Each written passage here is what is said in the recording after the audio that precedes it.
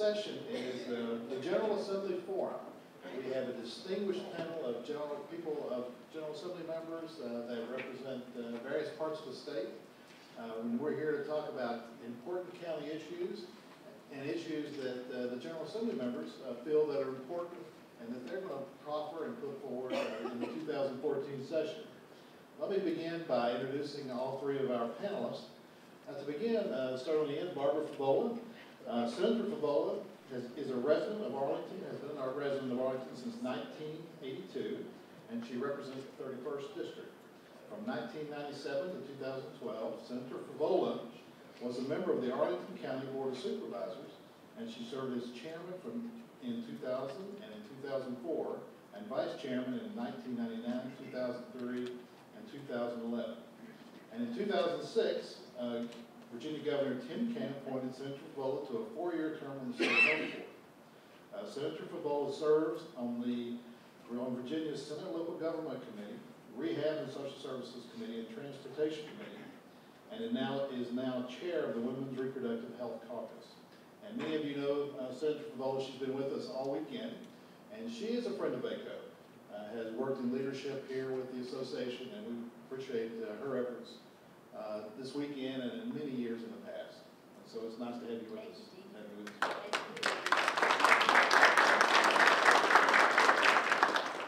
Next, let me introduce Delegate Landis, Delegate Steve Landis.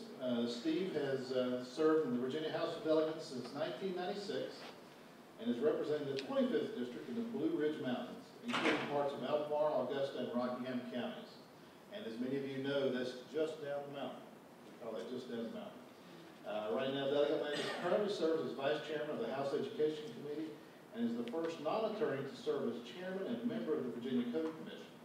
He is also a member of the House Appropriations Committee.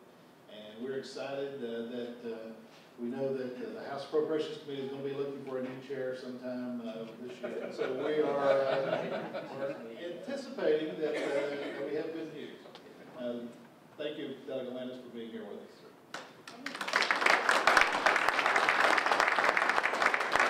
And I shouldn't have been saying that, but that's all right. Speaker's not here. He's not here. He's not here, and I've got the mic. I've got the mic. Hot Springs, That's right. Yeah. We are videotaping this. cut the tape. Let me introduce our last panelist, Delegate Terry Kilgore. Terry was elected to the Virginia House of Delegates in 1993 and has become chair of the Commerce and Labor Committee in 2008. He currently represents the first district in far southwestern corner of Virginia, and that's it says here near Cumberland Gap, near Cumberland Gap, Washington County, Kingsport, Tennessee, in those areas. And he also serves on the Courts of Justice, Militia and Police, and Public Safety and Science and Technology committees. And I got to say, Terry he and I we go way back. We're childhood buddies. Grew up in far southwest Virginia, Gay City. And we were Blue Devils together, Gay City Blue Devils. So we've had a long relationship all these years. Welcome, panelists. I'm going to kind of throw in the softball real quick, if that's okay with you all. We planned this to be a very interactive session, very informal. We are counting on Q&A from the audience, okay? And so, but to begin with, we'll start off with Senator Favola. And what we'd like to do is tell us a little bit, all the panelists, tell us a little bit about your top priorities going forward in 2014. And in particular, we really care about your priorities as they relate to local government. So if you can start us off, we'll go with Barbara, and then we'll probably go with Delegate Kilgore and then Delegate Landis. Is that okay? I'm used to when I press the speaker button, it's on. Oh, you can hear me. Okay. I can hear all the way from here. Okay, all right. What are my priorities for the upcoming session? Well, I have to say Medicaid expansion will be my top priority, and I think it'll be a priority of many lawmakers and our governor-elect, who actually, when he was out running and campaigning, he talked about Medicaid expansion as being one of his top priorities. So that will be front and center, I'm sure. And actually, Delegate Landis is on a commission that the General Assembly established to evaluate ways that we can expand Medicaid and also improve reforms. Okay. Okay, my next topic will probably be K through 12 reform efforts. Both parties, Democrats and Republicans, are talking about reforming K through 12. There have been many issues around the standards of learning. Many educators are telling us standards of learning don't adequately measure a child's ability to do critical thinking. We don't think they're the best test, if you will, on a good academic outcome.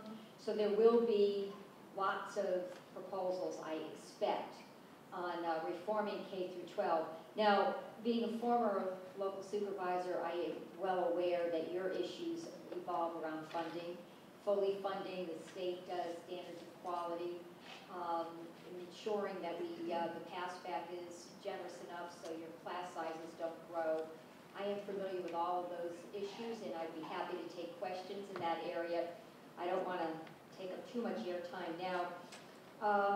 The topic of ethics will be an issue. Just had a whole situation with Governor McDonald. The leadership in both parties has talked about coming up with some kind of ethics reform that will affect the supervisors, because you'll be under the category of state and local officials, and whatever we change in terms of conflict of interest, how we identify or define conflict of interest, how we identify gifts to be reported, that will affect you as well. So stay tuned. Let me just say, I don't expect a sea change in that area. I'm expecting some tweaking. Maybe I'm wrong. I'd be interested in what my colleagues have to say on that. We agree.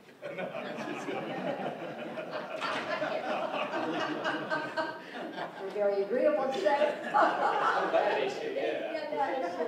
Let's go back to Medicaid expansion while we're agreeing so much.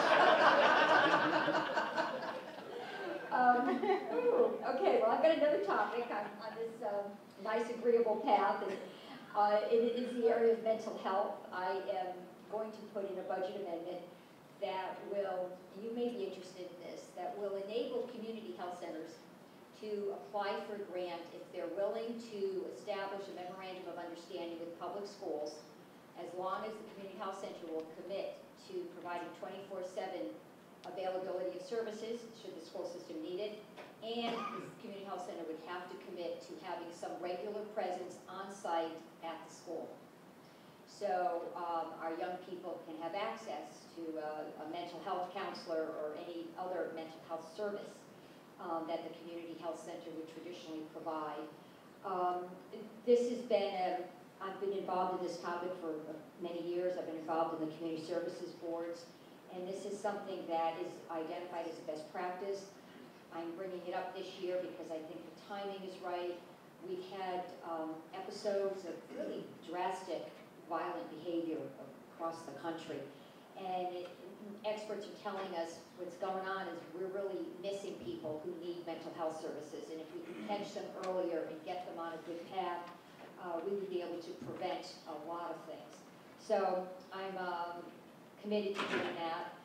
I'm also going to venture into the area of early childhood education, and I'll probably put in a bill to increase training requirements that early childhood educators are expected to meet. Right now, they're minimal. They're very minimal. 6-month training period is all you need, and then you're in front of a class of preschoolers. I know there's interest at some point in really perhaps expanding the availability for underserved families in the area of preschool or early childhood education. And one way we can sort of improve the early childhood experience for everybody is getting into this training element. So I'm looking at that. I will continue to work on filling in the gaps for foster youth. I got a couple bills passed last year which will make a big difference in the way we provide care to foster youth. Even though I'm a Democrat, I'm the vice chair of the Commission on Youth. So I thought that was, I work very well with my Republican colleagues, so I thought that was a nice bipartisan gift that they bestowed upon me last year, and I was very happy to accept it. And my other budget amendments will be in the area of the Community Services Board. I'll be watching out for education and some other things. And I'll stop right there. And I really look forward to your questions. Thank you. Yeah, Dean, it's great to be here with Dean. You know, when we were growing up in Oh, no stories now. No, I know. But I want to know what happened to his accent.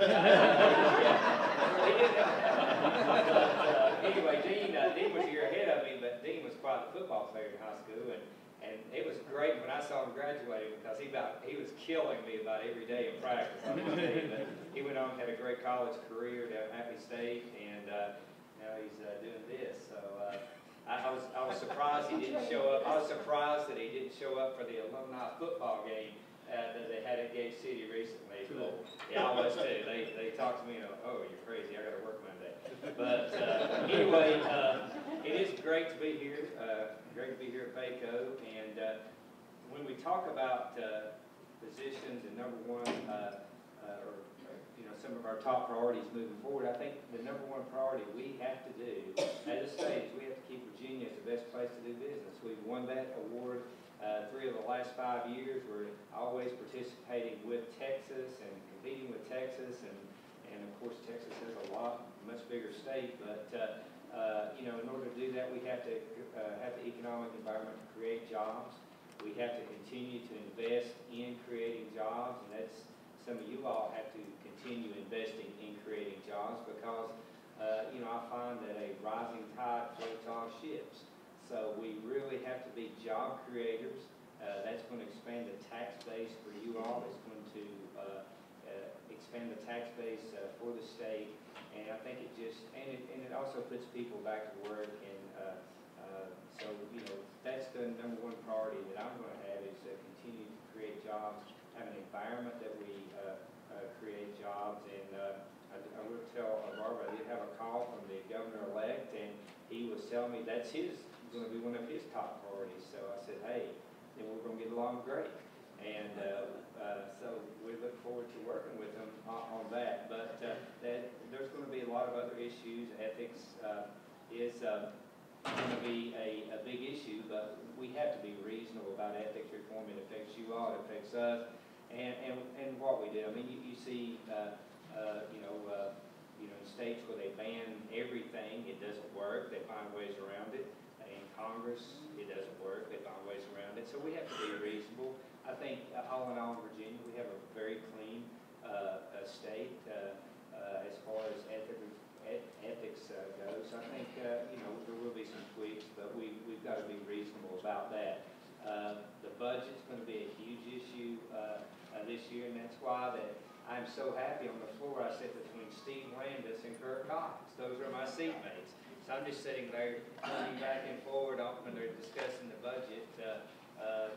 I decided at early on that when that choice came up around to me, I was like, well, I don't know. I mean, I've got to give up courts, got to give up commerce and labor, and I've got friends on there. So on the appropriations, and at that time, Senator Wampler was pretty high up over in the Senate Finance, but funding's always going to be an issue. But you hear a lot about this surplus, but I'm sure Delegate Landis will tell you that a lot of that surplus is already spent on items that that are already underfunded, or that we have already talked about the set-asides for those dollars. But that's going to be a big issue. Re-benchmarking, and I'm sure we'll hear a lot from our school boards and other folks up there on that. But we have to make sure that we do keep the small class sizes. I think that works. I think that's something that's been working. And those of us who visit schools regularly see that, those lower grades, that the small class sizes mean a lot of difference in that teacher's ability to play a important role in that child's life. And if you talk to kids after they graduate who had who played an important role in their life, a lot of times you're going to hear that it's a teacher, one of the teachers that pushed in one direction or the other. So funding education has always been a top priority for those of us in far Southwest Virginia, because you know, the money's a lot of times based on the composite index. We get help with the composite index. So I'm going to really be fighting hard to keep that composite index for those of us in the rural areas. But also transportation, you know, maybe it won't come back like it did last year. I voted for the transportation bill to help some of my friends in Northern Virginia to see that we can't get them out of some of the gridlock.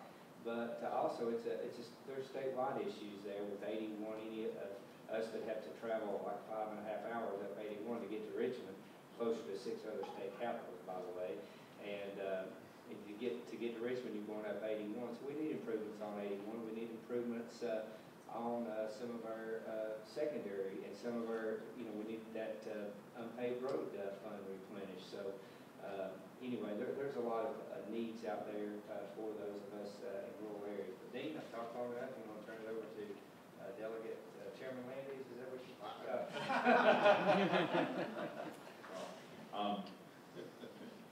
It's always interesting sitting beside my seatmate on the floor of the House. He's very entertaining, and he's got the best accent of anybody in the House of Delegates. So, and I still, Dean, do not understand how you do not have an accent. Because everybody else in Southwest Virginia does. At least the folks I've gotten to know very well. Well, let me also say thanks for inviting us, and I hope this won't be the end of the dialogue that we have. Hopefully, it will just be the beginning, because as you all know, we go back into session in January, and as I mentioned to the last group, the money committees will have their retreats next week, so really the process for us starts in earnest. Let me say there are, as Senator Favola said, there are a number of issues I think you'll see agreement on. Ethics reform will be one, but again, I think it does have to be measured. I think we have to be realistic in how we approach that. I think family members will be included, though, and I think they should. Also remind folks that the reason we're talking about this is not something that occurred in the legislative branch, but something that occurred in the executive branch. So we need to, I think, remember that as well. K through 12 reform, I think you have seen in this administration, current administration, that was a priority. I think the House and Senate will be working along the same lines to look at how we can impact SOLs and get back to the original idea, and that is that testing should occur every other year, that the assessments are reasonable and make sense. And I think that's something we'll look at as well. And I'm glad to hear the Senator talk about mental health, because one of the things we've tried to do in the last few years is really work on bolstering our mental health system, both at the community service board level and at the state level. And she's exactly right. A lot of these problems we see nationwide, people acting out, violent activities, it can be traced back to mental health issues. And even for the tragedy at Virginia Tech, it was obvious that it was an issue of mental health. And so we need to be vigilant on that as well. We may disagree on a couple things. Medicaid reform and expansion is going to be an issue. The governor-elect has set out what his preference would be. I hope the budget will not be held up on the issue. I think he luckily and I think thoughtfully backed away from saying that it's a do or die. We are looking at reforms. The Medicaid Innovation Reform Commission, I know you had a separate presentation on that, or looking at all sorts of things. The Senate and the House do agree there needs to be reforms, so my goal has always been to try to get agreement on those and then see where we are from the standpoint of the potential for expansion or not.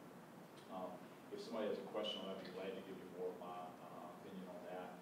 But a couple of the issues that impact you all that I'm going to be working on the next session.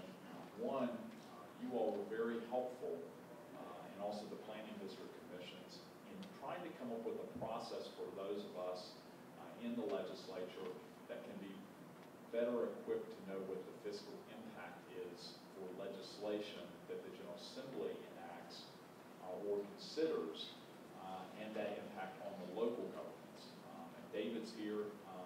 I guess we still call it the Thomas Jefferson Area Planning District Commission. We've changed the local partnership from the Thomas Jefferson Regional Partnership to the Central Virginia Regional Partnership. that's something that I hope, I think the work group is going to have maybe a piece of legislation or two that I look forward to working with them on. I think it's important we get a state impact statement from agencies, but we really don't have a lot of information on what the long-term impact is on local governments. And then we have to come back and either it's considered an unfunded mandate or it's has unintended consequences sometimes that we're not aware of when we're dealing with the legislation. So I think that would be a great reform. Look forward to working with you all on that. The other thing that I'm going to be working on either through the budget or potentially legislation is to look at ways to see how we can get our school systems to look at shared services.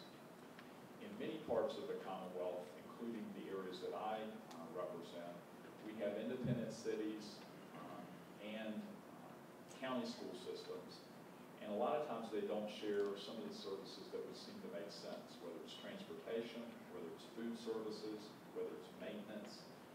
And I think we ought to figure out a way to provide a path, if you will, for them to be able to do that. I think that would help you all out tremendously. And I know a lot of local governments have tried to do this with the school systems, and sometimes they're cooperative and sometimes they're not.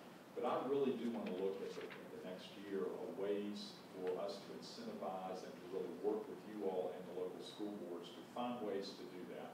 Now, some localities have done a great job. Others, they might need a little encouragement. So I think we need to find ways to make that easier. That's better for everybody. It's better to provide you all more flexibility, potentially some savings that you could redirect either if you wanted to with the school system or other priorities that you may have. So I look forward to working on that. And then the last thing I'll say is, as Terry said, I think two things. One, and I think they go hand in hand. One is going to be job creation. That has got to be a priority, and it's very good to hear that the governor-elect is going to make that a top priority. He will have support, bipartisan support, to do anything we can to expand job growth. We may not always agree specifically on the measures, but there is going to be consensus that yes, that is a priority. But that was the case with the McDonnell administration. I think we did pretty well, both the legislature and the governor, in creating jobs. And Terry's exactly right. We have to provide job opportunities for our young people, but more importantly, if we're going to keep Virginia the #1 place to do business, we have to be nimble in the incentives that we provide and cost effective in how we do that. And then the last but not least, I'll be spending a lot of time, one way or the other, I have a feeling, on the budget. And it is the most important thing we do. It impacts you all, it impacts our citizens, it provides the funding for the services that our citizens at the local and the state level depend upon. And it's going to be a tough one.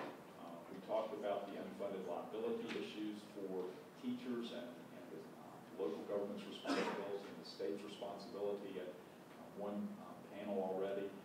And there are many other things out there. We have to, as Terry said, we already know that the surplus is pretty much committed. But we also have commitments going forward that we need to keep and we need to make improvements upon.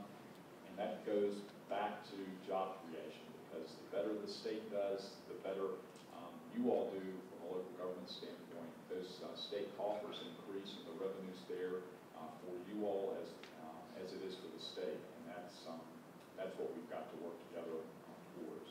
So with that, I look forward to your questions as well. And again, I hope this will just be the beginning of the dialogue. Thank you, panelists. If I may, I think I'll ask the first question. I didn't hear it. Could everyone please move their mics closer? It's very hard back here to hear. Y'all are talking softly. Okay. It's hard to hear you. Okay. I didn't think anybody could understand me, so. You couldn't understand all the children. I know, but it's tough to hear when they talk softly. Thank you, thank you. Since I didn't hear anyone mention, on the panel, mention local business taxes. As you know, over the last several years, we've had an attack, local governments had an attack on local business taxes, people, machinery and tools, merchants capital, in efforts to repeal those taxes, saying that they're job killers and they stifle economic development and workforce development, all those things. But remember, we are the number one in the state to do business in the country. And I think, we rely at the local level on these local business taxes, and it's a lot of money. And there's been, I think the Thomas Jefferson Institute has put in a proposal to flatten the tax rates, increase sales tax on everybody, do away with all exemptions. Right now, there are 97 exemptions out there, anything from haircuts to attorneys charging for services. So, that doing away with all those exemptions would be huge. And like to have your thoughts. We'll start, since we started, Barbara, with you. Let me go the other way. Start with Delegate Davis.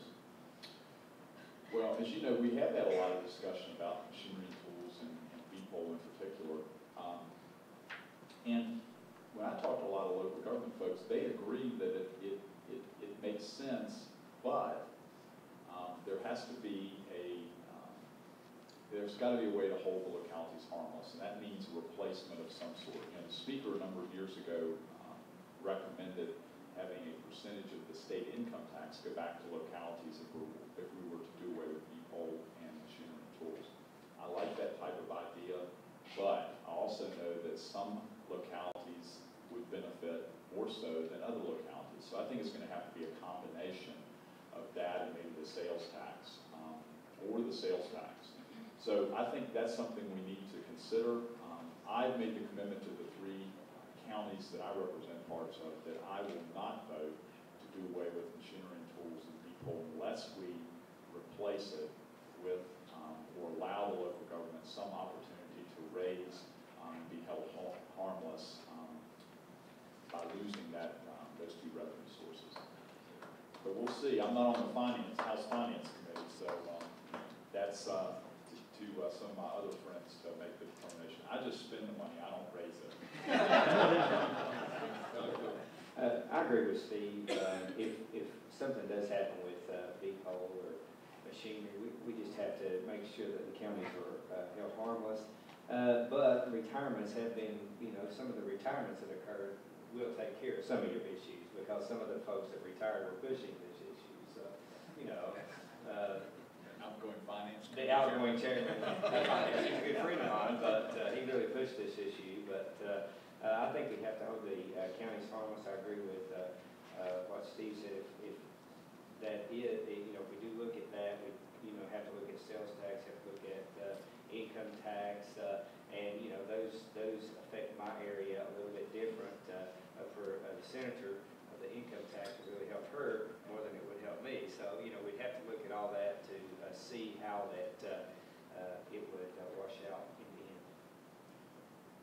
Well, I'm not going to change the tune here and say I would not hold counties harmless. I certainly would hold counties harmless, but what I want to remind my 2 colleagues is we would actually have to raise revenue if we were going to keep the state whole as well as keep the counties whole, because this is a revenue stream coming into the counties, and if the state were to replace it, then the state coffers would suffer depletion. So let's be perfectly clear. We can't provide services for nothing. And you, better than anyone, you know that. You're the ones that have to really raise the real estate tax rate when you're trying to fund your local services. And the B-pole tax is actually a significant part of your tax mix. In Arlington, it's $68 million. So, and it's a growing revenue stream. So I think what we need to do is we need to set out some principles. Besides keeping the counties harmless, I think if we're going to look at B-pole or machinery and tool tax, we should look at it in terms of the whole tax reform structure. The governor-elect has talked about establishing a tax reform commission, a blue ribbon commission, to look at how we can tweak the tax code to really achieve some of the public policy goals we've been talking about. Key investments where we need them, better job creation, long-term sustainability for growth. Those are the kinds of things that we want to achieve on a broader level. And I think that the taxes we just talked about need to be part of the mix when we're reevaluating everything.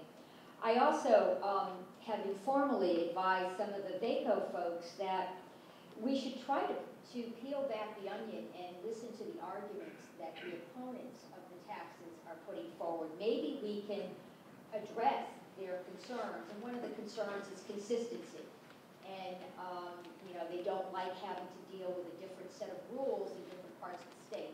There are many companies that have 4 or 5 satellite offices throughout Virginia, and they're dealing with 4 or 5 different county regulations on vehicle and machinery and toll tax. So, in areas where VACO could sort of identify potential uniformity across the state that would hurt the counties, I would ask you to do that. And I really do think that VACO needs to be part of this conversation. You need to have a seat at the table when this tax reform commission is established, and you need to really follow this conversation as closely as you can and help us shape it in a way that makes some sense.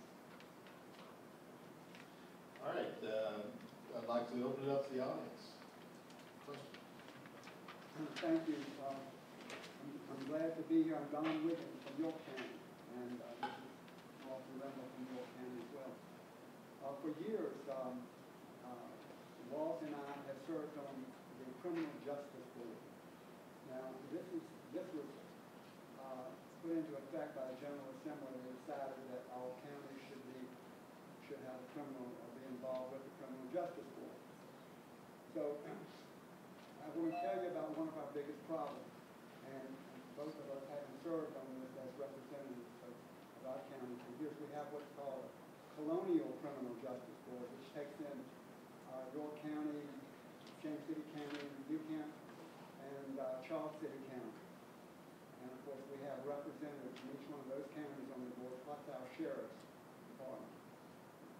And here's the big problem that we've got, and the problem that we've never been able to solve. One time the judge had me on a ride with our deputies on back when this thing came up about driving while black. He said, Don, I want you to judge. We also have a judge that serves on this. Don, I want you to ride with and find out if you see anything in our county, in your county, that has to do with this. And I did, and I didn't see it. But here's the problem we've got. When our deputies are out on call in the middle of the night, or could be any time, they get a 911 call. Go to a certain location. There's a man there. He's probably drunk. He's out there. We can't understand what he's doing. He's trying to talk to people, and he can't talk to them. We don't know what to do. Would you send the sheriff out? Deputy goes out, checks in for alcohol. No alcohol, no drugs on him. And we come to find out the person is mentally incapacitated. So before the state cut off the funding for our mental institutions, we were allowed to take them to Eastern State. The sheriff would take them to Eastern State and say, listen, would you evaluate this man and see what we should do with him? We don't have that opportunity anymore because you cut that funding. So now what he has to do with that man is take him and put him in jail until they can determine what to do with him. Now, this is a big issue because this person doesn't belong in jail. This person needs somebody to sit down there and talk with him, a psychologist or a psychiatrist, to sit and talk with him. Now, he doesn't have that opportunity. The hospital won't take him because of the funding. They won't take him. So they have to sit in jail. But by the same token, you as delegate, you say that the county can't tax cigarettes. All cities can, but counties can't. Now, all the people come from Newport News and Hampton to York County and buy the cigarettes and kill themselves. If you would go back now and sharpen your little pencils there and get together, since you're so bipartisan here, get together and say, okay, county, you can tax cigarettes just like Newport News and Hampton. Then we could take care of getting a place to take these people to. We can take a big place, but have a psychiatrist or a psychologist that we can call at any hour to come and decide what to do with this thing. You think y'all could handle it? I think I see Senator Remola ready to answer that. Okay, gentlemen, okay. You make very good points. In the budget we passed 2 years ago, so it was the of Atlantis. We did have an earmark in there for 5 pilots across the state that would allow for communities to establish 24/7 emergency crises intervention centers. And these centers were intended to serve clients such as the ones you described. Many of you have trained your police officers to identify individuals who have mental health issues and not necessarily criminal behavior. So you've done that, but you need to take them someplace because they have to be evaluated, and you don't want your jails to be the holding place. So the state has established a program, and now it's a pilot, to look at these crisis intervention centers. It will require some community resources as well, as they usually do. It's a partnership. And then you need community resources to continue the service. So that's the model we're looking at. It has been effective in many jurisdictions across the country. To your point on the cigarette tax, I, for one, have always thought we should grant local governments the authority to increase the cigarette tax, probably as high as you want to go. Now, maybe put a cap on it. But okay, for argument's sake, I can go along with a cap as long as it's a nice, generous cap. I probably would have linked the money more towards paying for Medicaid expenses or some other thing, because the local governments don't really pay for Medicaid expenses. So, maybe you'd have to share some with the state. I don't know, but I could find a way to make the cigarette tax work. Although it's a tough argument in Virginia, because we haven't quite transitioned completely from a tobacco growing state to other kinds of industries. So. Well, let me start with the tobacco tax first. One, there's a thing called the law of diminishing returns. How many of you all smoke now? Anybody? Let's be honest. I do. I smoke cigars. Nobody's admitting that. Okay, there's one. All right. If you want to be dependent on the cigarette tax in the future, I think that's a tax that is going to go away. I think if you talk to a lot of cities, they're not going to be able to sustain that long term. So I'd just be cautious about using that as, when we talk about tax reform, that being a power that you want. I think we ought to look for some other things that are a better use of your effort and time. Ask for something bigger. No. I'm saying when we talk about tax reform, let's look at sales tax, income tax, those things that are sustainable and grow with the economy. I think the cigarette tax is going to die out. And we can, I don't disagree that counties and cities ought to have the same kinds of authorities. There are all sorts of things that we do that are inconsistent, and I agree with you. So whether it's taxation or other things. But as the senator said, we have those crisis intervention centers. That is the purpose of that. If you think we're going to be spending more money on state facilities, you are wrong. We're not. And we're not because there's a number of reasons. One, the federal government is telling us with our training centers, we have an agreement that we have to slowly but surely move from institutionalization to community-based services. That's what's best for people, and that's what's best for families, and actually long-term that's going to be more cost-effective.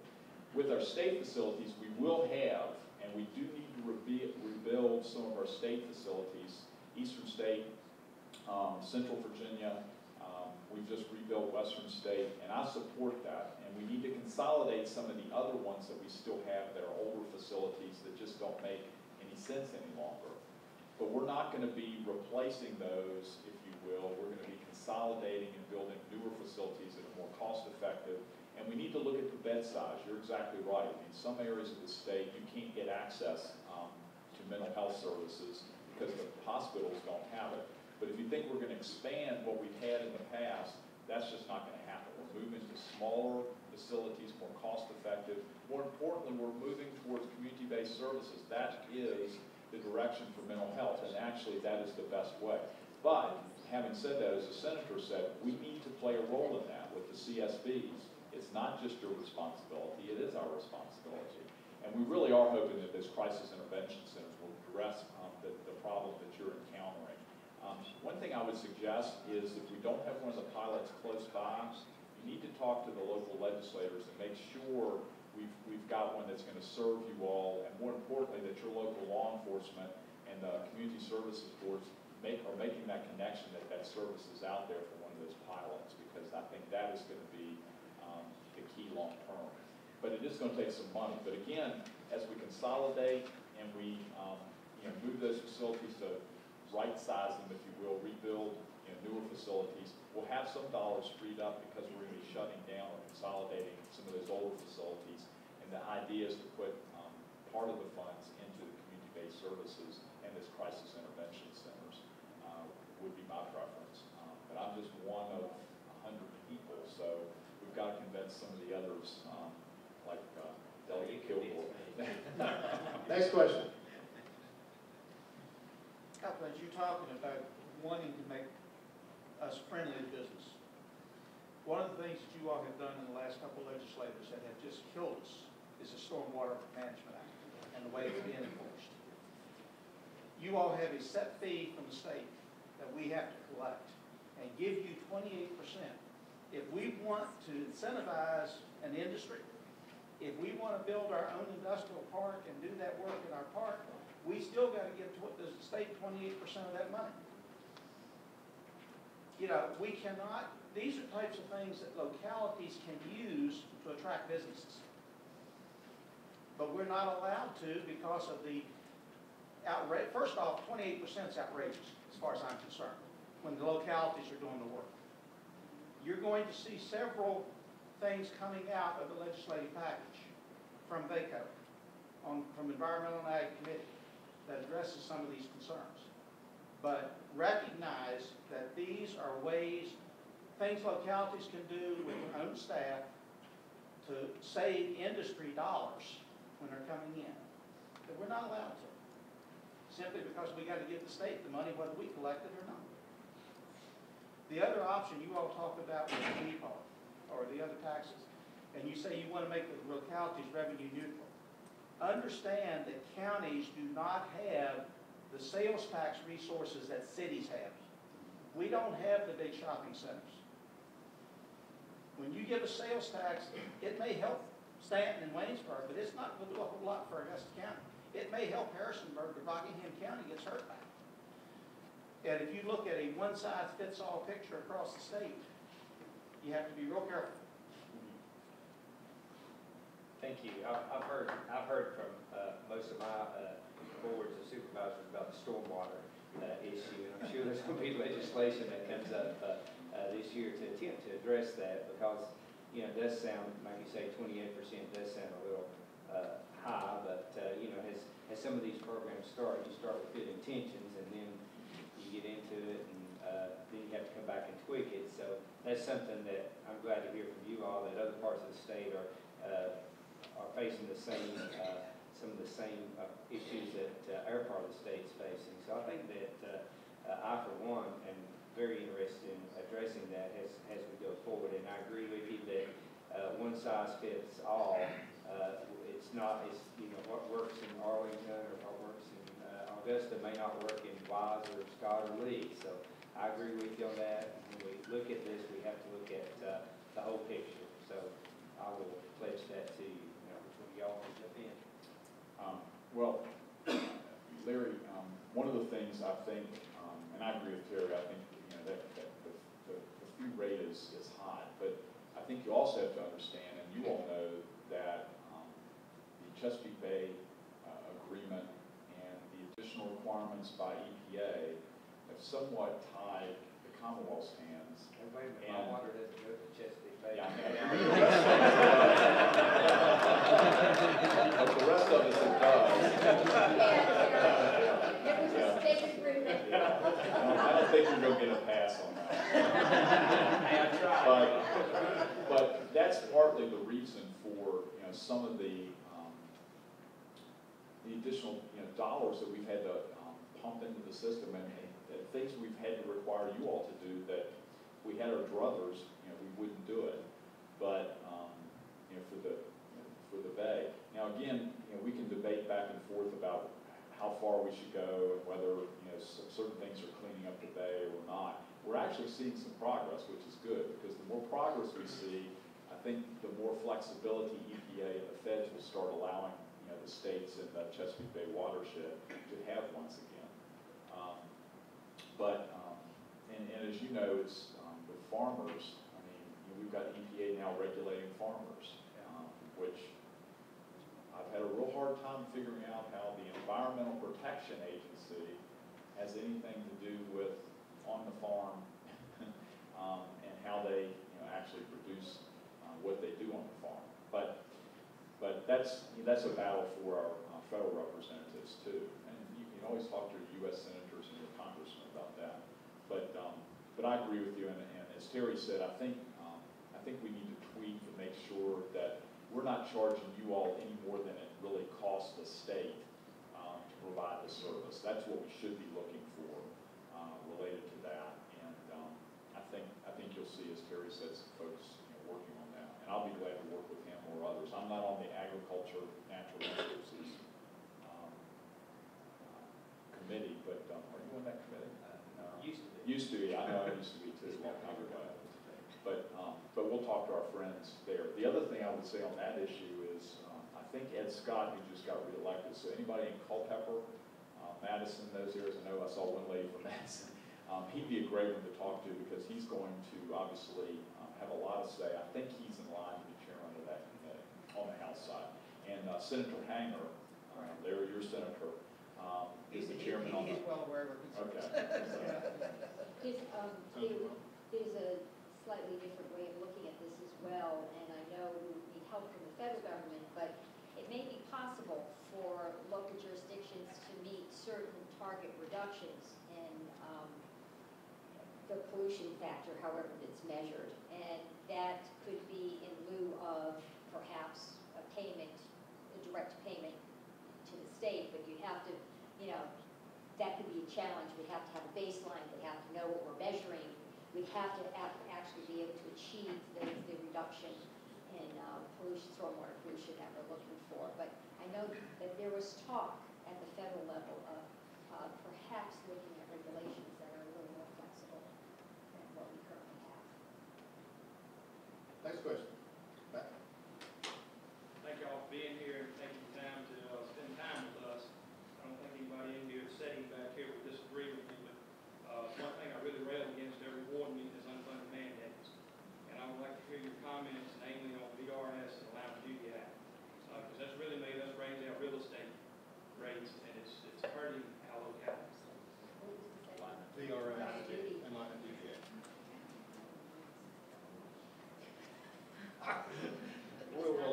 Terry all of a sudden said, go ahead.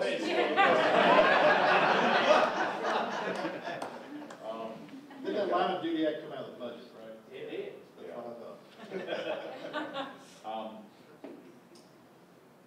Let me hit the other one first. Well, dealing with unfunded mandates, one of the things I think, as I mentioned, the reason I was so in favor of having the local fiscal impact and really having us get that information, one thing it's very easy for elected officials to do, if they don't have information, they can make assumptions without all the facts sometimes. And I think if we have the local impact, we're going to have more of the facts up front earlier, which I think is going to help you all make the argument saying this is going to be an unfunded mandate if you do this without providing the funding. And we've tried to do a better job of that in the last couple of years. We're not perfect by any means. For instance, I'll give you an example. One of the things that the governor had was an initiative for third grade reading achievement. And they came to me and I said, well, I support making sure kids can read at their grade level by grade 3, because if they don't, the studies show that they're not gonna do well. But if you mandate certain things, it's gonna cost the localities. And what we did is the governor went back and said, well, you're right, so we're gonna provide the funding to do that. So we had the legislation and the funding, and that's the way it should work. But again, as you're right, it doesn't always. So I think, now for line of duty, I think we do have to go back and look at that. The issue, I think, from our standpoint, one, it was partly we didn't know the full impact on localities. We were looking more at what the state's impact was. Obviously, it's easier to get that information. The agencies provide that. But I do think we have to go back and look at that. And again, I think that's why that local impact statement is going to be really beneficial and helpful long term. And I hope you all will really be supportive of the folks that are working on that, so we can make that work and really, we're going to do kind of a test run hopefully this year or next year, and really have that implemented fully before the next biennial budget, so that it provides information to members of the legislature, but it also allows you all really to see what the potential is going to be going forward for these unfunded mandates that I don't think any of us normally intend to do, but do by virtue of unintended consequences, and because, again, we don't have all the information up front. And then, when we do, sometimes we can go back and fix things, and I think the line of duty is going to be one of those things we'll hopefully be able to go back and try to fix.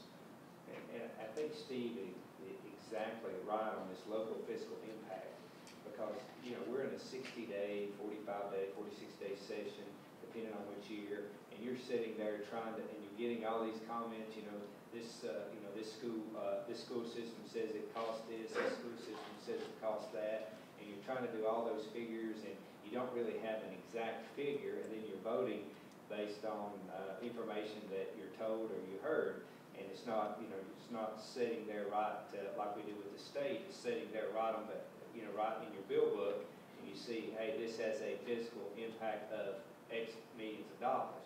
So that would be very helpful, and it's going to be very helpful. And, VRS and line of duty, I've heard a lot from localities on that, continue to hear a lot, and I think that, this year, hopefully we'll go back and look at both of those.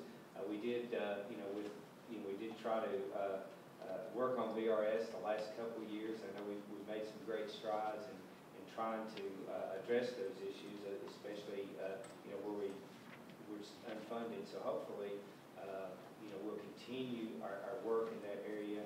I know that we've got some members in both in the Senate and the House who are very committed to addressing those issues. So hopefully, we'll get there. I agree with the comments made by my colleagues. I just want to add that I think the General Assembly is becoming more and more aware of the inequities that happen across the state when, in effect, we do have unfunded mandates. You have some jurisdictions that will make up the difference that the loss of state revenue has caused. And yet you have other jurisdictions that really don't have a tax base to make up the difference, and they're suffering. They have a reduction in services, or their class sizes go up. And I think that is becoming more and more apparent to lawmakers. So, having the additional information that I guess Delegate Kilgore talked about, where we can clearly see what the impact would be, I think will help us make better decisions. We understand that we're partners with you, and we understand that you really are implementing some of the most important priorities of the state. So we want you to be able to do that, and we want to keep you whole while you're doing that. So we'll work at it. We'll keep working at it. Thank you.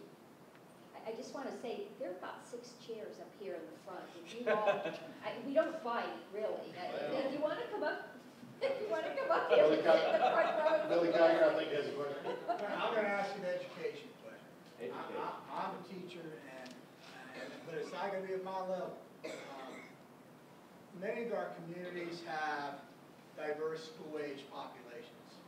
Some of us have school-age populations where we're dealing with socioeconomic issues, from those children whose parents have a lot that can provide a lot, and those children whose parents or single parent, can't provide a lot of the advantages that kids need to be able to read at grade level by grade 3. And a lot of our communities have a lot more English language learners, and that's a growing population, particularly in Northern Virginia and the Northern Shenandoah Valley. And that's problematic as well. So when you go to look at the budget and you're looking at re-benchmarking, one of my biggest concerns is, what are we going to do about pre-K? I mean, you guys keep talking K-12, but I think that pre-K program, that pre-K initiative, if you really want children to be able to achieve at later grade level, that pre-K initiative is vitally important to help level the playing field between the kids whose parents are able to give them the advantage versus the kids whose parent or parents can't give them that advantage. And And it's not a big expense program in the big scheme of things for what you're gonna gain at the end when they graduate from high school and then go on and get in the workplace. I mean, one thing we do when we measure K-12 education, we're measuring it based upon test scores, but we're not really measuring the full measure of what the productivity of the product is doing when they get into the workplace. And so I think our measurements are kind of skewed out of portion. I mean, so we got to think of the whole picture. And those kids, you know, pre-K need to have that little bump. And I would be so concerned as a teacher of kids when they come to me as a senior in high school to have to deal with them that didn't have that advantage to bring them up. Because I'll spend more time remediating those kids who didn't have that advantage than I am on the kids who really need me to help them do other things. So to balance the playing field, the pre-K initiative is important. I hope you guys keep that in mind. I think, you know, we've batted that around a few years, as y'all know, but one of the main reasons that I have not really got into the pre-K or supported that as much is because of the cost it's going to put on you all. I mean, where are you going to put the kids? What building you going to put them in? You know, while we're providing some of the, while we're providing some of the money, some of the money is going to be coming from you all. So, you know, in our area we've got Head Start and some other programs that appear to be addressing some of those issues. I was just always concerned that if I'm putting another program out there, a pre-K, a whole another group of kids, where are you going to put them? Teachers, aides, you're going to have aides. I mean, there's just a lot of costs there. And all that cost is not coming from the state. We may say it's coming from the state initially, but as you all know, that doesn't always happen. I actually think this is one area, though, where the state should make a bigger investment than what we've made. It is true capacity seems to be an issue in some school districts, but there are nonprofit organizations that are around. There are churches. You can find creative ways of getting the additional capacity, the space. And then, of course, the issue is having trained teachers who are qualified to teach at a preschool level, and making sure you reach, at a minimum, the kids who are above the poverty line so they don't qualify for Head Start, but their parents are really working poor and they don't make enough to be able to provide a private pay preschool experience. I think it's really important to try to focus our efforts on those kids, because I want as close to a universal preschool experience as we can provide. You know, the local governments end up spending money at the back end because it has been proven that there are more special ed costs associated with systems that don't have robust pre-K systems. And certainly when children are not reading by the 3rd grade, they're less likely to graduate from high school, and that creates another whole set of issues. So it's an investment. We just have to decide how to do it in a prudent and wise way. But I believe that local governments would be open to it, because I think you get it. And I actually think there may be some opportunity at the federal level in the next few years. So I hope that this is an area where maybe the governor-elect and leaders of the General Assembly can pull together a group to think about this. Well, Billy, as you know, the standards of quality are set based on the premise from the state law standpoint that we are responsible for educating every child, kindergarten through 12th grade. I think if we're going to make a fundamental change, then that needs to be looked at and that needs to be considered as a policy from an education standpoint. We've not done that. We've talked about it, but we've not done that. And I think that's where we ought to have the debate whether it should be included or not. I will tell you that what we've tried to do, and it's not perfect, but we've tried to direct the funds that we have for pre-K to those areas that have been identified as having the toughest time, and that their kids are having the most difficult time. Conversely, though, we get conflicting information too with the results. And I like the idea of looking at the result is, are they employed when they graduated in grade 12, or are they going to college? I mean, that should be the ultimate goal. But some of the studies show that there's marked improvement, but it depends on the socioeconomic status. And then there seems to be, again, some studies that show after grade 3 to 5, there's really no measurable difference. But and again, I've tried to look at those studies and tried to ask questions. I don't know if they're correct or not. But we get a little bit of conflicting information too, and I think that also makes it difficult for us to say, this is a home run. We know confidently that this is having the impact. So I think we're trying to do what we can.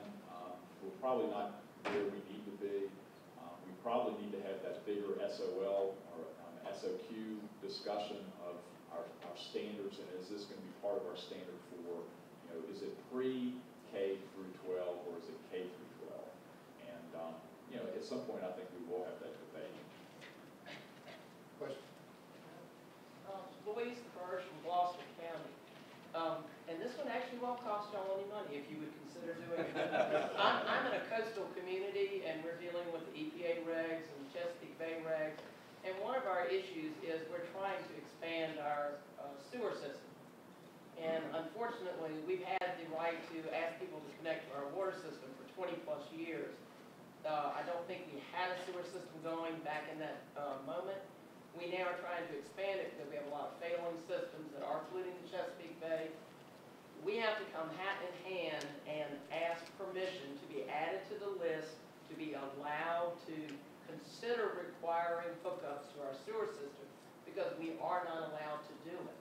And so my question to you is, how do y'all feel about removing that or giving permission to communities who are trying to deal with these EPA regs the right to require sewer, require water hookups if they're trying to expand their systems? Because we've had studies done and we've already been told we're supplementing our system from our general fund. We will never see it even remotely get on a paying premise if we cannot require those hookups. And we're getting kind of a pushback from the General Assembly not wanting to give, nobody wants to expand local government's powers right now. There's sort of a feeling that we're getting. So I'm just saying, I'd like to have the three of y'all feel about maybe not removing might be quite the right word, but being in a Dillon rule state, allowing communities to have that one new power, which does not cost you a thing. Let me say that I think, from my standpoint, if you all are providing the service, you ought to be able to make the decision. But you don't, and I know that, because we are a Dillon rule state. I think we need to look at some of those issues from the standpoint of, are there ways to just give blanket authority to localities, service authorities, those kinds of things. The key, though, I will tell you, is the public comes to us and said, we want to make sure that there's somebody elected that's accountable that's making those decisions. And for instance, in Augusta County, we've got members of our Board of Supervisors who also serve on the board of the local service authority board. And as long as you all have that, maybe what we can do is say, you can have that blanket authority as long as the elected Board of Supervisors have representatives on that authority. And you appoint them, obviously, but they're an unelected group. And I think there at least needs to be some connection there with the elected body. In our small community, we don't have an authority. We have a utilities department that is under direct supervision of our administrator, therefore the board. So you're voting on it anyway. So they're under direct authority. We don't like to deal with these issues, and I agree with Steve that we ought to, just do some blanket legislation. I mean, every year we have to vote on allowing a certain locality to cut grass or, something like that. I mean, nobody really wants to do that every year. So I think we need, and maybe working with Baco, we can come up with some piece of legislation that will cover this. And I agree with Steve, just as long as you have somebody on there that's accountable, that's elected, I don't think there's a big issue. Yeah, I I absolutely agree, and I would like to, I think at some point was talking about coming up with a list of areas where just intuitively, you know, it would make a lot more sense for the county to do it, and the county doesn't have the authority. So my theory is that maybe we can wrap this into something that could be a little broader, and we could say in areas such as where the impacts are all local, and the Board of Supervisors is in the direct decision-making line, so there's accountability. We phrased it like that, and maybe identified a couple of areas, sneak it right in, and get it past the House of Delegates. Make sure it passed the Senate. I just want you all to know, Terry and I agree with you all, but neither one of us are on county, cities, and towns. Nobody up here is on county. I'm on local government, though. I am on local government in the Senate. One reason I'm not, they meet at 7:30 on Friday morning. So So I guess you have to talk to me, and I can start it in the Senate. Well, I pledge to you that Blake will be happy to work. Yeah, that'd be great. Next question, one more question. Bob Atkins, Wise County, Waco Board. We started out by talking about economic development, job creation, and I think that fits Wise County and Southwest Virginia right now more than it ever has in my lifetime. It is absolutely scary. We're losing jobs every week by the hundreds. The Obama administration in Washington has the feds, EPA will hang them all together, have absolutely destroyed the coal industry. It's destroyed it at the mine where people work.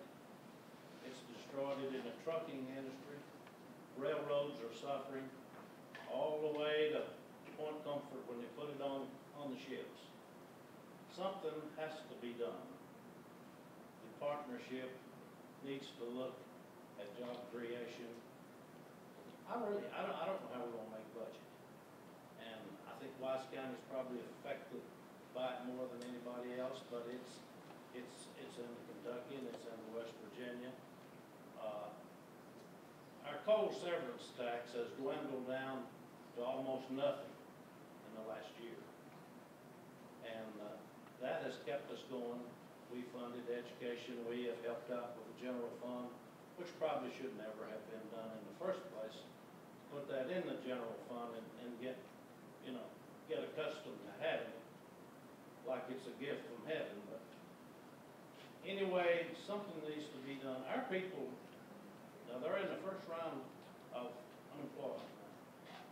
Historically, our people could jump in the automobile and run to Baltimore or Newport News, get a job in the shipyard. Most of them are good welders, good mechanics, working the mine work. They could go to Cleveland or they could go to Detroit, have a job in the automobile factories. Next day, they want those people. They're good and skillful. They're conscientious and they're hard workers. They could get a job before the locals in Detroit could get a job. It's not the case anymore. You don't get in your car and run and find employment. And I don't know what's going to happen when their unemployment runs out, but guys, you talked about it first, and we need help. Bob, I agree with you, as you know, 100% that we've got to do something with our coal industry, and I've seen what it's doing to some of the counties, not only Wise County, Davis County, Buchanan County, Lee County. Just those severance taxes are going away because there's not any coal being mined. But one thing that I know that we're focused on with the Virginia Tobacco Commission is doing better workforce training. And especially for the young kids coming out, trying to train them for actual jobs that do exist. Train them in computer. A lot of some of the technology out there is just mind-boggling what you can do. Mountain Empire, Southwest Community Colleges, but we also, are able to get, in order to recruit businesses, we have to have that workforce. We have to have a skilled workforce that can meet the needs of that. We don't have enough machinists. We don't have enough welders. We don't have enough people that can pass, and I'll say this, that can pass, sometimes they can pass a drug test because they're on pain medication that are not prescribed. So, there's some issues that we have to face in the workforce training, in the job training area, that is going to take a year or two in order to get those, in order to be able to go to one of these big manufacturers, or, you know, Rolls-Royce right now is coming to Southside Virginia, where they're going to be looking for other types of suppliers on out through Southside and Southwest to build industry there. But if you look at the report, if you look at what Boston Consulting told us, right now we don't have the machinist or the welders or some of the other skill sets that they need to meet their workforce demand. So we as an area and as a state are going to have to face those workforce needs. And you know, something about, I get our workforce a little bit, we've got too many people doing it. We've got so many, you know, different groups. You know, I don't know how many groups, there's 30 or 40 groups, I don't know, maybe that's exaggeration, but there's a lot. And I don't know who's doing what. So we need to look at that as a state, sort of get that down to where we're in control. One of the, when we were talking to Rolls-Royce and getting them to come to Virginia, one of the things that they told us was we almost did not come to Virginia because Georgia, South Carolina, North Carolina are kicking your blank in workforce training. But you all are a great state to do business because of other reasons. But that is something that we as a state have to address. Well, you're exactly right, excuse me. Oh, I'm sure. And I don't disagree with that. We need help in a lot of areas. Just like the manager at the Walmart, he gave us a little scenario, a little story. A few weeks back, a lady's early in the morning, weekday, and she said, "This is absolutely ridiculous that I've got to stand here. There's 30, 40 people trying to get out 4 checkout lines." She said, "I would just love to chew on that manager a little bit." And he said, "Ma'am," from behind, "excuse me." He said, "I want you to know that we interviewed 110 people in the last 2 weeks for jobs."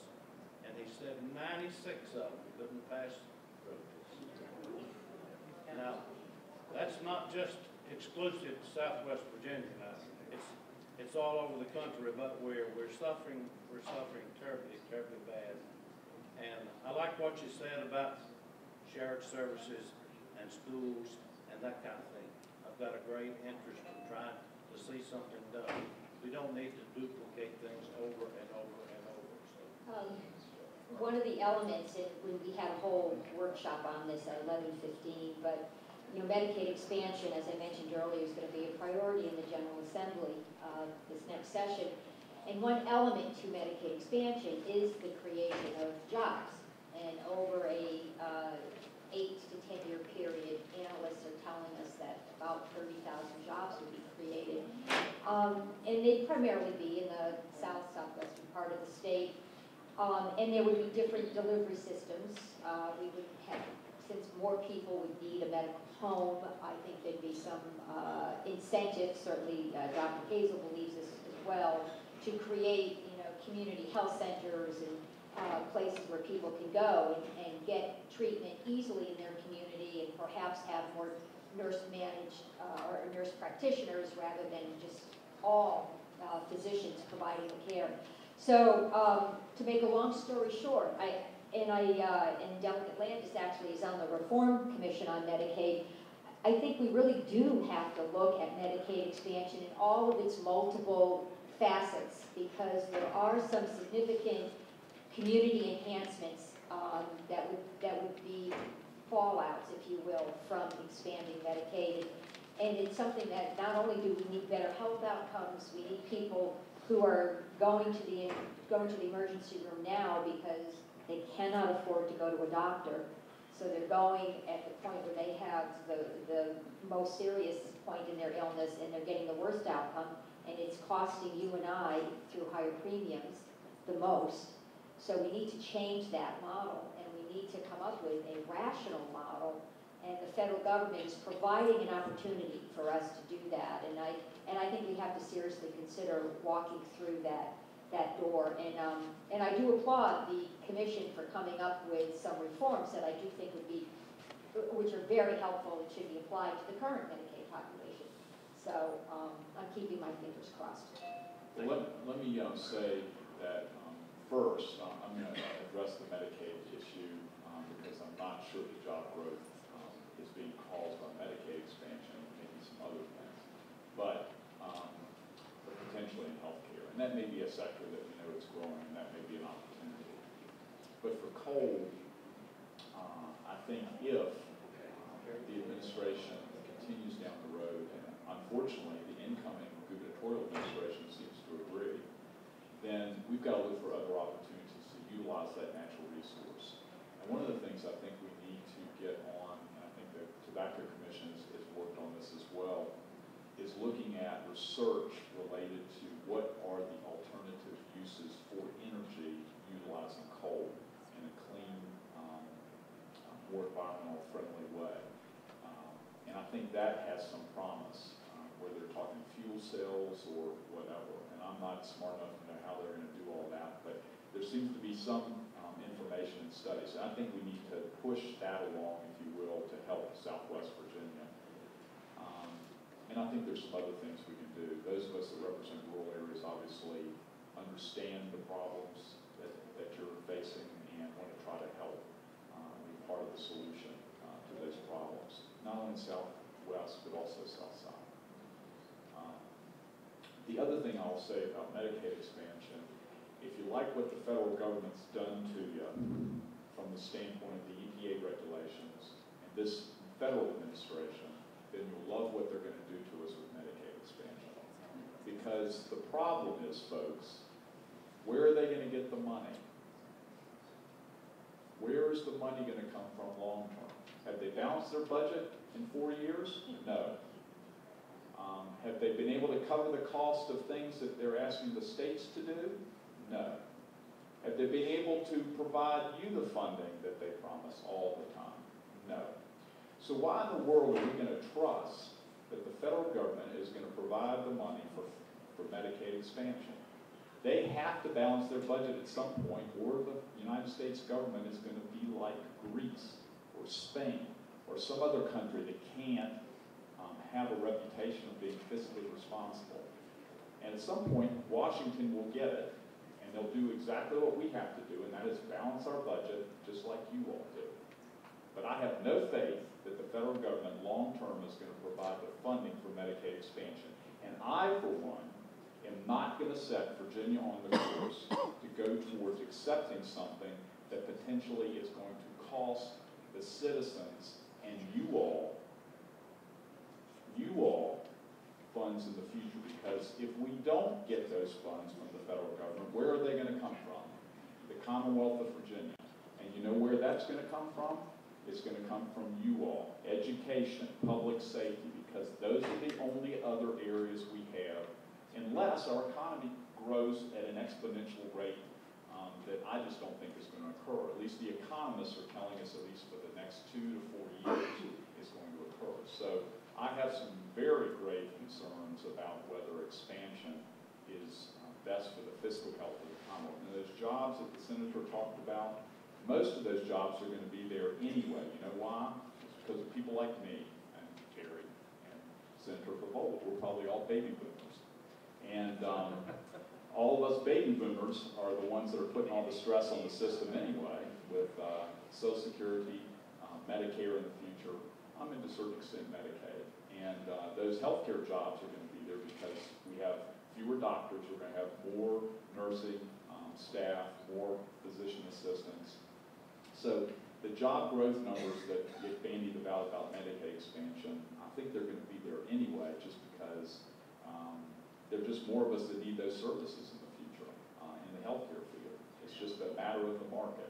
Delegate Landis, may I comment? I just have to say that the 30,000 jobs that have been talked about as part of Medicaid expansion really was a result of $22 billion coming into the state and federal money over 10 years. And that is a piece of change.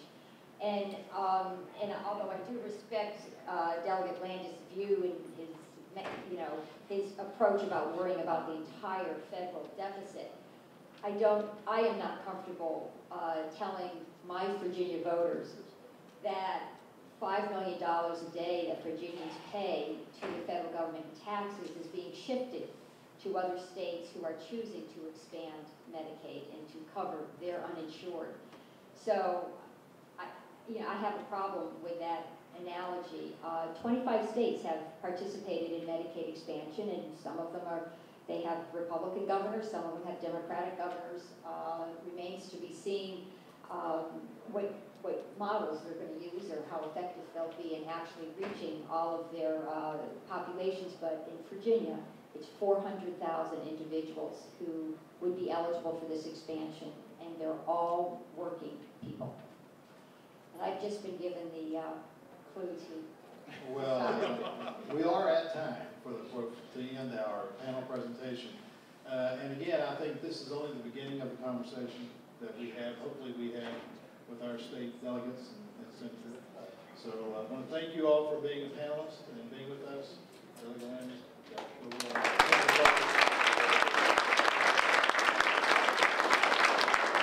Before we end, I think the speakers will be up here to answer a few questions. But before we end, on the back table is evaluation.